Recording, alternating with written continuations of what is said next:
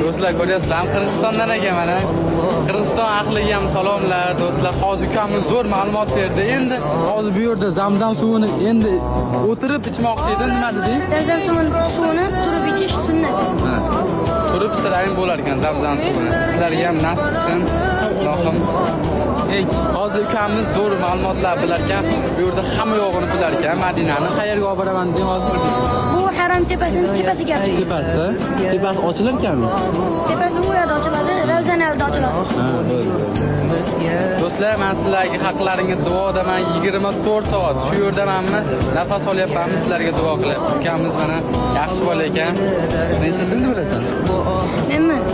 3 ta til bilaman. Qirg'iziston ahliga salom deb qo'y. Tashlaring o'zingizlar.